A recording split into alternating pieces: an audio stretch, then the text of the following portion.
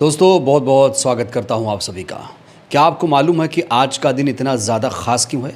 दोस्तों आज है 2 अप्रैल और आज के दिन ख़ास तौर से 2 अप्रैल 2018 के उस राष्ट्रीय आंदोलन को याद किया जा रहा है। उन शहीदों को नमन किया जा रहा है जिन्होंने 2 अप्रैल 2018 के आंदोलन में अपनी जान गंवा दी थी, शहीद हो गए थे। आज 2 अप्रैल 2018 के उस आंदोलन को उन लोगों को भी याद दिलाया जा रहा है जो लोग ये कह रहे हैं कि यूजीसी एक्ट ख़त्म कर दो, जो लोग ये कह रहे हैं कि आरक्षण ख़त्म कर दो, जो लोग ये कह रहे हैं कि SC ST एक्ट ख़त्म कर दो। दोस्तों क्या आपको मालूम है कि 2 अप्रैल 2018 को कितने लोग शहीद हुए थे, उनके नाम क्या हैं? और सबसे बड़ा सवाल ये है कि आखिर 2 अप्रैल 2018 को बहुजन समाज के लोगों को ये राष्ट्रव्यापी आंदोलन क्यों करना पड़ा? वहीं आज के दिन यूपी के सीएम ने बहुजन हिताय बहुजन सुखाय की बात क्यों की? साथ ही साथ अखिलेश यादव के उस विवादित फैसले पर भी बात करेंगे जिसको लेकर स्वामी प्रसाद मौर्य भी भड़क गए थे। लेकिन सबसे पहले बात होगी 2 अप्रैल 2018 के उस ऐतिहासिक आंदोलन की। तो सबसे पहले जानते हैं कि 2 अप्रैल 2018 को आखिर ये आंदोलन क्यों हुआ था।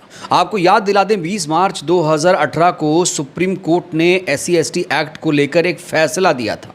उस फैसले के मुताबिक कहा जा रहा है कि SC ST एक्ट के तहत तत्काल गिरफ्तारी पर रोक लगा दी गई थी, जिससे बहुजन समाज के लोगों ने कानून को कमज़ोर करने का प्रयास माना और सुप्रीम कोर्ट के फैसले के विरोध में भारत बंद का आह्वान कर दिया गया। ये एक व्यापक राष्ट्रव्यापी आंदोलन था जो मुख्य रूप से उत्तर प्रदेश, बिहार, मध्य प्रदेश, राजस्थान, पंजाब में हिंसक हो गया था। आंदोलन का स्तर इतना ज़्यादा बड़ा था कि पूरे देश में सरकार ने 20,000 से ज़्यादा युवाओं को गिरफ्तार कर लिया था। आंदोलन पर हुए हमले के बाद करीब 13 लोग शहीद हो गए थे। इस आंदोलन के बाद, इस ऐतिहासिक राष्ट्रव्यापी आंदोलन के बाद केंद्र सरकार को झुकना पड़ा था। यहाँ तक कि सरकार को सुप्रीम कोर्ट का फैसला पलटना पड़ा। सुप्रीम कोर्ट के फैसले को पलटने के लिए संसद में संशोधन विधेयक पारित किया गया और उसके बाद कानून के मूल प्रावधानों को बहाल किया गया। तो 2 अप्रैल 2018 का ये आंदोलन इसीलिए महत्वपूर्ण था क्योंकि इस आंदोलन के बाद बहुजन समाज की बड़ी जीत हुई थी। और आज 2 अप्रैल के मौके पर उन शहीदों को नमन किया जा रहा है जिन्होंने अपने प्राण गंवा दिए थे। इनके नाम मैं आपको बताना चाहता हूँ। देखिए कितने लोग हैं, क्या क्या इनके नाम हैं दोस्तों, आप जान लीजिए।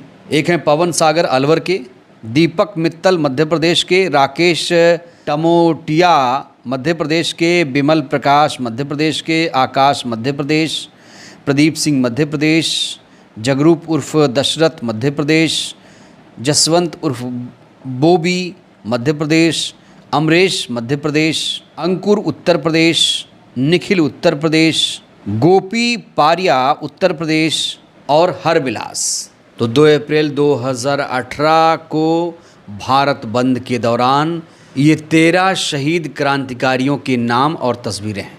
चंद्रशेखर आज़ाद ने भी उन शहीदों को नमन किया है अपने अंदाज में। चंद्रशेखर आज़ाद ने X पर लिखा है, आइए झुककर सलाम करें उनको, उनके हिस्से में ये मुकाम आता है। बहुत खुशनसीब होते हैं वो योद्धा जिनका लहू मिशन के काम आता है। 2 अप्रैल बहुजनों के ऐतिहासिक आंदोलनों में बलिदान हुए हमारे वीर शहीदों को नमन। आप सब हमारे दिल में हमेशा जिंदा रहेंगे, जिंदा हैं। तो चंद्रशेखर आज़ाद ने अपना फ़र्ज़ अदा किया। उन्होंने उन शहीदों को याद किया जिन्हें हमेशा याद रखना चाहिए। और ये आंदोलन उन लोगों के लिए सबक है जो लोग आरक्षण को ख़त्म करने का सपना देख रहे हैं, SC ST एक्ट को ख़त्म करने का सपना देख रहे हैं और UGC एक्ट ख़त्म करने का सपना देख रहे हैं। तो बहुजन समाज कमज़ोर समाज नहीं है। वो जब एकता दिखाता है, एकजुटता दिखाता है तो सरकारें भी हिल जाती हैं। बाकी आप लोग बताइएगा चंद्रशेखर के अलावा किस किस नेता ने 2 अप्रैल 2018 के शहीदों को नमन किया। ये मैं आपके लिए होमवर्क छोड़ रहा हूँ। इस बीच उत्तर प्रदेश के CM का एक बयान तेज़ी से वायरल हो रहा है। वो बहुजन हिताय बहुजन सुखाय की अचानक बात करने लगे हैं और उनका एक ट्वीट इस समय सोशल मीडिया पर बड़ा वायरल हो रहा है दोस्तों आपको बता दें कि बहुजन हिताय बहुजन सुखाय का नारा मानवर कांशीराम जी ने दिया था। जब बीएसपी की स्थापना हुई थी 1984 में, तो बीएसपी का मूल नारा यही था, बहुजन हिताय बहुजन सुखाय। लेकिन आज उसी नारे को याद किया है उत्तर प्रदेश के सीएम ने। उन्होंने एक्स पर बाकायदा इसको लेकर एक पोस्ट किया है।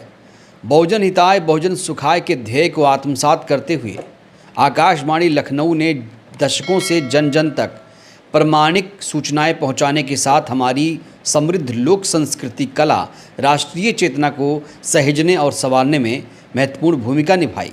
ये गौरवशाली यात्रा राष्ट्र की सतत प्रगति का आधार है।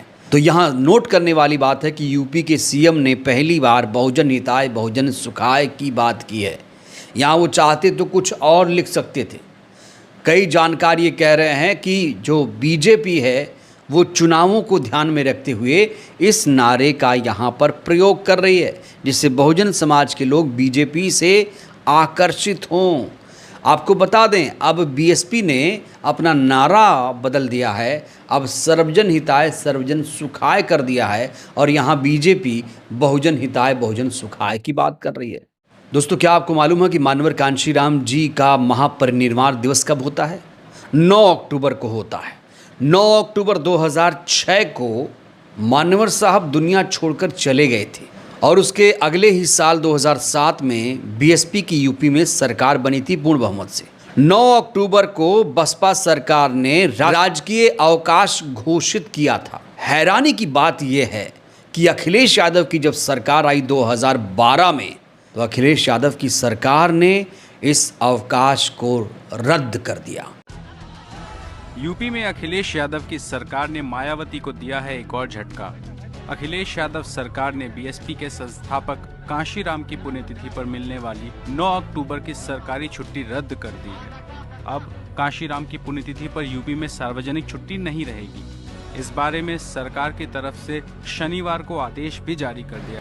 वही अखिलेश यादव जो आजकल मानवर साहब को याद करते हैं, बाबा साहेब को याद करते हैं, खुद को पीडीए का मसीहा कहते हैं।